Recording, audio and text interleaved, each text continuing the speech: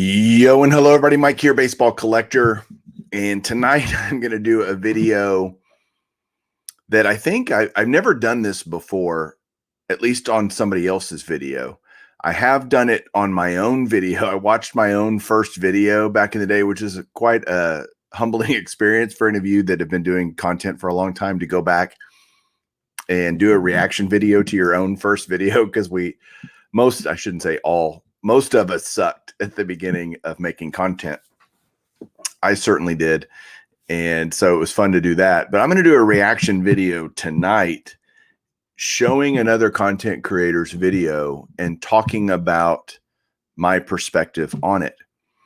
And it's in no way, I don't want this to be taken as I'm criticizing Andy. This is on a video done by the Sports Card Investigator is the name of his channel. And he is talking about, the title of the video is why you shouldn't go to the National, or why, let me look at the exact, why the National Card Show is not worth attending.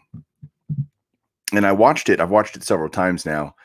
A reaction video is reacting to what someone's saying without having heard it. And I thought that would be unfair. So I've watched it a couple of times, and I'm simply going to maybe provide a counterpoint to some of the points that he's making, or maybe even simply another way to look at it. And, you know, this isn't a criticism of him personally, of Andy, who is the guy who does this channel. I don't know Andy. So for me to make any judgment about his character or who he is as a person, I have no basis to make that judgment. So I'm not criticizing him. He's entitled to his opinion about the National and what he thinks, and I'm entitled to mine. And so what it's up to you guys to do is to listen and watch. And that's what debate is, or what talk is seeing two sides of the story and coming to your own conclusion about what you think. And so I did have some kind of visceral reactions to some things that he said that I really vehemently disagreed with. And so I'm going to go through that. I had heard about this I watched Caesar Pepino Man. He did a video where he talked about this. And then Eric, Those Back Pages, did a video about it last night mentioning this. And for me, a guy who truly loves the National and everything about it, it's hard to hear when someone feels the opposite of you. But that's okay. It's okay for other people to feel different than you. If we were all the same, that'd be a pretty boring world that we lived in. But I'm going to get into this video because it's like a 12-minute video. So we're going to get through it. I can't remember if we'll do the whole thing. We'll do quite a bit of it. I need to put my readers on here so I can actually see. But let me share the screen with you, and we'll play this video here. Again, it's as you can see there, about 13 minutes long actually. So I'm going to start it, and we'll check this out. And I'll provide. I like the kind of, he's the Sports Card Investigator, so he's got this kind of Hawaii 5-0, you know, Magnum PI vibe going on with it. For the answers, I still don't have it. But what I do have is a particular set of skills. Skills I've acquired over a very long career. Skills that make me a nightmare for people who mislead, misinform, and misrepresent. So there's Andy. So if you don't do that, I'll let it go. If you do, we're going to talk. So I like the premise of Andy's channel. It's, you know, he's trying to get to the bottom of things going wrong in the hobby, and that's a good thing. Nobody wants, you know, bad actors in our hobby that we love. So that's a good premise. Gotcha. Guys, welcome to another episode of the Sports Card Investigator. My name is Andy. Hi, Andy. So happy for you guys to be here today. Before we start, please hit the like, please hit the subscribe. Hey, I very much appreciate it. Go hit the like. So, oh, by the way, I'm not subscribed to Andy, so I didn't hear about this video till I asked some people, asked Eric, you know, hey, who's this guy talking about not wanting to go to the National? Send me the link, and he did. I've heard of Andy before. I've probably seen, I think I've seen a couple of his videos in the past. They weren't videos that I just gravitated towards, so I never subbed to him. But let's watch this one. Here comes a controversial episode of the Sports Card Investigator. You're darn right. So word broke recently that the National is a go, and that is terrific news. And everyone has been cooped up for over a year. This pandemic, God willing, is behind us. We're getting back to a sense of normalcy. And since it was announced that the National is a go, I have been asked several times by several people if I am going to go, and it's a hard pass. It's a hard pass. So we're going to find out why it's a hard pass. I know. I mean, if it was up to me, I would love to go and meet everybody, but I just look at it. If it's not up to him, yeah, it is up to him. I mean, he gets to make the decision. He's choosing not to go. It is up to him. As a business proposition. Okay, so that's the first point he makes that we differ tremendously on. He says that to him, the National is a business proposition in any show. And apparently, again, I haven't watched enough of Andy's videos to kind of get where he's coming from, but his, stuff at the beginning talks about investing and stuff like that. And so he's looking at it more from a business perspective. So that's where we differ first. Unless you're flush with cash, meaning that you just have money that you can afford to lose. Maybe you're looking for a specific card, but even with that, with the uncertainty of them. It is interesting. It looks like he's, just reading, like he's taking a bunch of notes or even written out a script that he's reading here. You don't have to be flush with cash to go to the National. And it's not necessarily a losing proposition to go to the National either. So the market, it's going to be hard to pull a trigger on a card. I mean, you could buy a card at the show and it could lose value by the time you get home. But if you're in it for the long run, so be it. I'm in it for the long run. If you're there to socialize, network, or produce content, if not, then it's just not worth it for me. It doesn't. Yes, yes, and yes. I'm there to socialize. I'm there to network. I'm there to produce content. So, and there are a lot of guys out there that are like that. And again, he just isn't like that. And that's okay. Doesn't pass the WIFM test. You guys know what the WIFM test is? I don't know what the WIFM test is. WIFM. What's in it for me? I know that sounds self-serving, but it does. It's got to improve my bottom line. And just because. So he's thinking about the bottom line. Again, not that it's the worst thing in the world to think about the bottom line. You don't want to just throw away money, but I just don't agree with that perspective. I don't have that perspective. Because we haven't been able to do something for a while doesn't mean that since we are, it somehow means that it's worth it. Just my train of thought, and I know everyone will make their own decision. Free will, as I like to say. So he's right. Everybody will make their own decision. That's true. This is just his opinion, and so I respect that. And I just didn't take this lightly, this decision on not going. I've watched countless videos from the Dallas show. And I wonder if you watched my videos from the Dallas show. Maybe, maybe not. Oh, I know the National can be totally different. I have to believe that a lot of the same things are going on. And I took, some major takeaways from those videos because I watched everything. Dealers are not budging on their prices. In fact, they're not even coming close to comps. I was watching video after video comparing prices, and then So apparently he didn't watch I guess we just found out that he didn't watch my videos, because in my videos I say that I didn't pay sticker price for anything.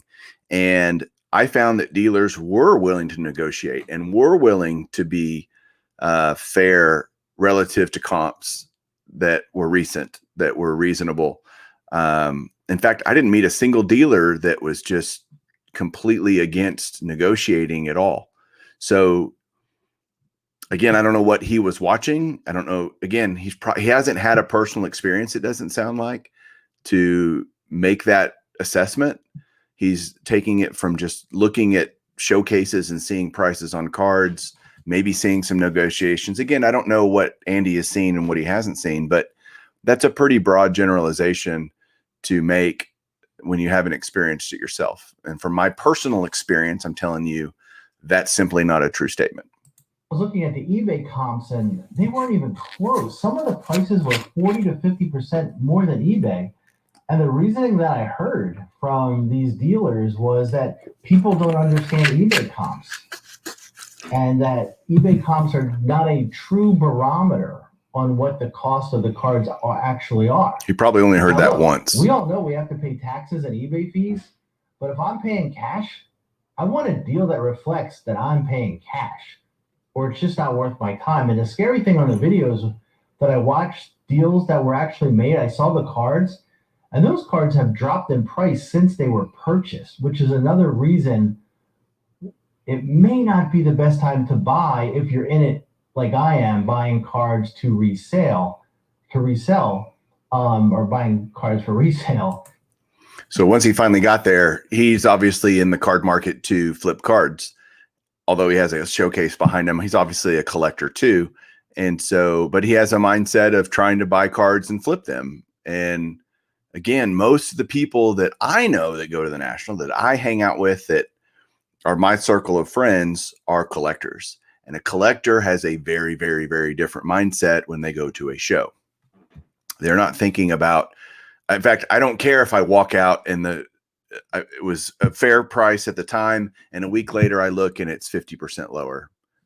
I mean, it is what it is. That's the game. That's the world we live in. You're not guaranteed to make a profit. You're not guaranteed that everything always goes up. That is not how this hobby works. So to expect that, I think, is naive. I just don't know if we've bottomed out yet. We might not have. And that reminds me, can I give you guys some advice? And I will be the first one to admit I like advice. Come on. That I'm going to give you, it's worth what you pay for it. Nothing. And it's not for everyone. Maybe more for those of you guys that are new, but here it is. So take it or leave it. I watched some videos from the Dallas Card Show as well as some other shows. And the influencer or the creator that would go to the dealer, look at the card case, most of the times the cards had a sticker price, which in all reality should be dismissed out of hand. Unless, of course, that price is lower than you're willing to pay, then by all means, grab it, right? But let's say you're looking at a Trae Young Silver Prism card, and you find one in the case and it's marked $2,400.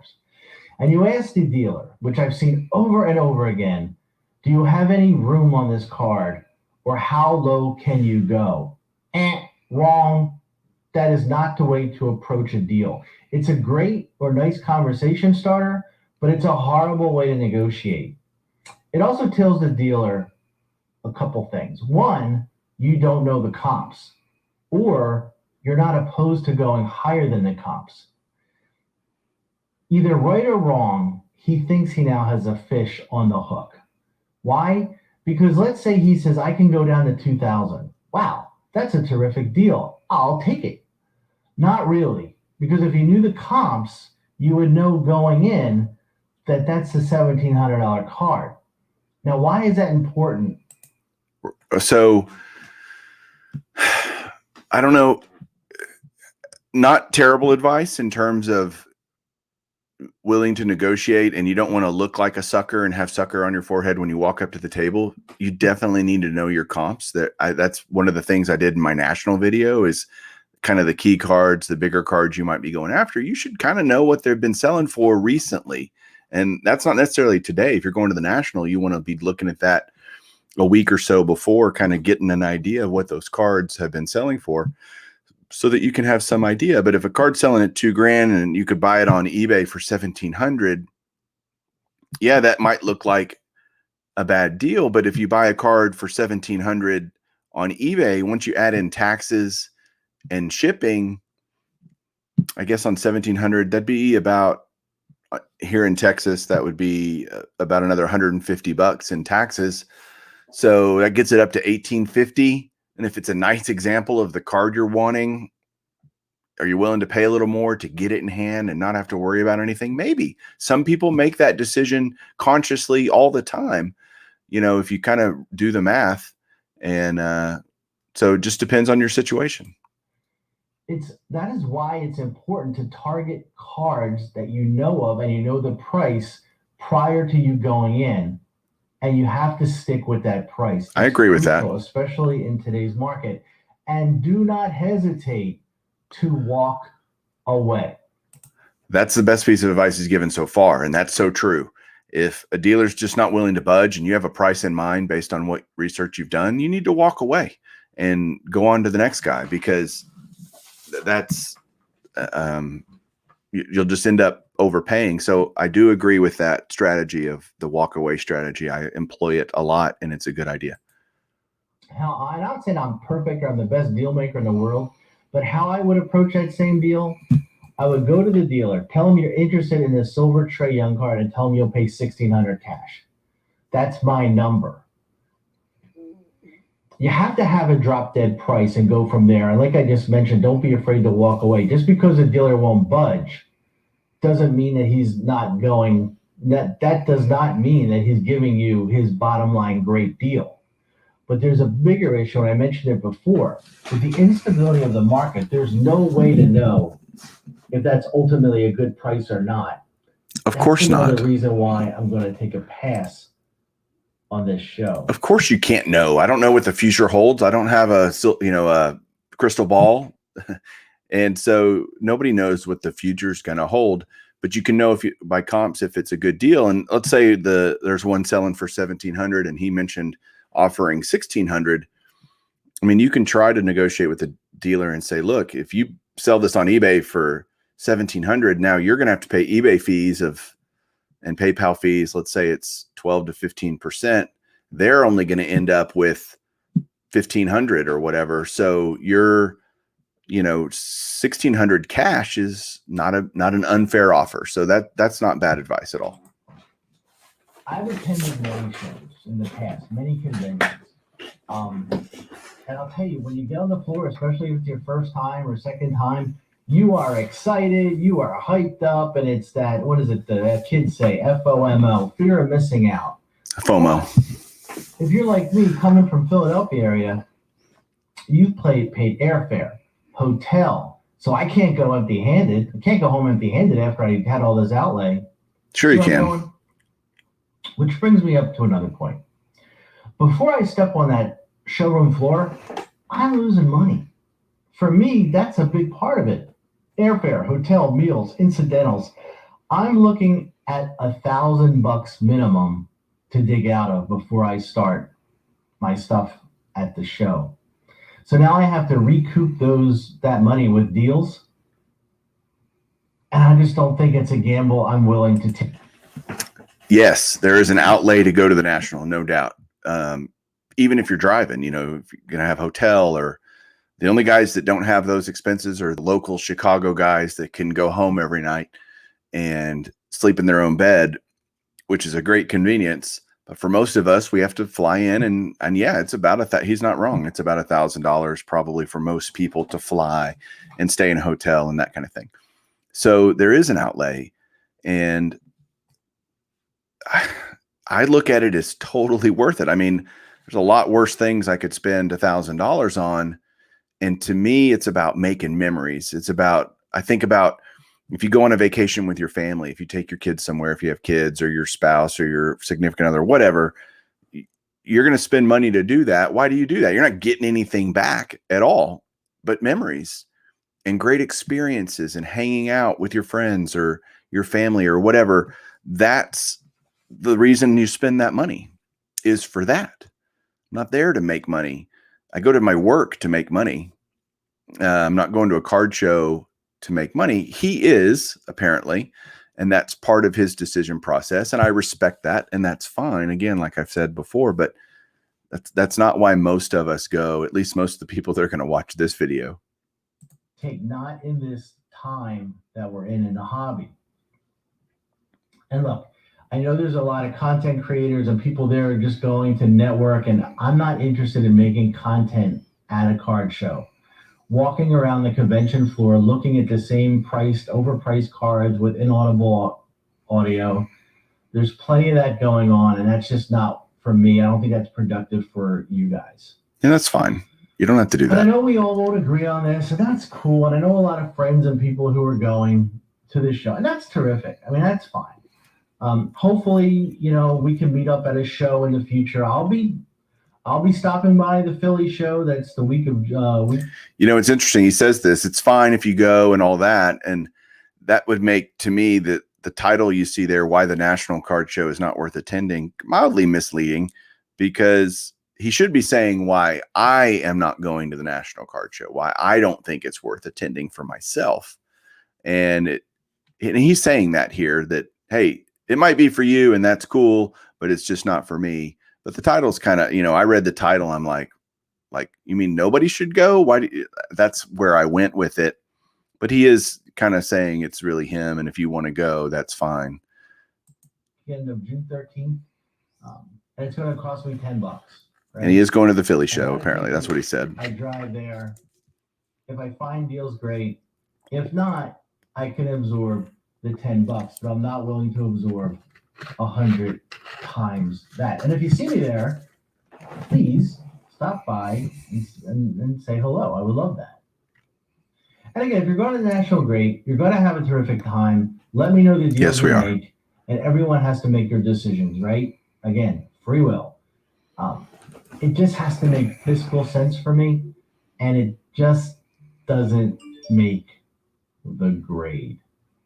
Speaking of grades, see what I did there? While I was putting this video together, the news broke that Beckett was suspending their grading operation, except for, I think, their premium. Not totally unexpected, and as predicted, everyone has put out, every content provider has put out content to give their opinion. So check it out. Because I'm Carlos did a really, really good roundup on it. So look at his video if you want to get all the ins and outs. I did read, however, that PSA and Beckett will be on site at the National. So if you attend the show and you bring cards to grade, you can pay $1,300 to grade your cards. $1,300? No way. Well, that's how much I would have to pay, because I would add up the cost of the trip plus the cost of each grade. And with that, it's going to be pretty pricey. So, but certain cards that people are going to bring are going to be well worth it. But this whole thing got me thinking about the whole grading situation and what it's developed into. Started thinking about an analogy that would best reflect what's going on. So I love pizza and I love analogies. So why not a pizza analogy to illustrate? So let's say you have your favorite. Okay, I think he's done talking about the National. He does this pizza illustration, which is mildly just funny just to listen to. So you can go watch the rest of the video.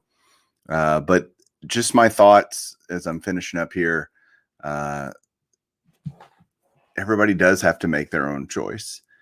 I would 100% tell you, if you can go to the show, you should go to the show. It's an experience like you'll never have in the hobby just for that. If you just get to see cool cards, if you just get to see friends that you know, if you just get to experience the hobby in a way that's incredibly unique, I think it's worth every penny. And that's why I go to the show. Yeah, I absolutely want to pick up cards, 100%. And as a collector, I like to make deals. And I like to make deals where I remember that and remember where I was and who I was with when I bought certain key cards for my collection. That's special to me. And I think it's special to a lot of collectors out there. So enough of that. I just thought that would be an interesting counter perspective to his video. Again, he's totally entitled to say whatever he wants. You're entitled to listen to him. It doesn't matter if you agree with him or with me. That's not the point. It's that you get to hear two sides of that. And I wanted to do it directly responding to his video instead of me just trying to remember what he said and whatnot and taking it out of context. I wanted you to hear it all so that it would, I could bring it all together. So that's it for tonight. I just wanted to do that. And again, Andy, this is totally not anything personal towards you. Again, I don't know you. So I just, again, wanted to provide a counterpoint to the things that you said in your video. And sorry, I won't see you at the National, but maybe some other time. We'll catch you guys soon. Keep collecting.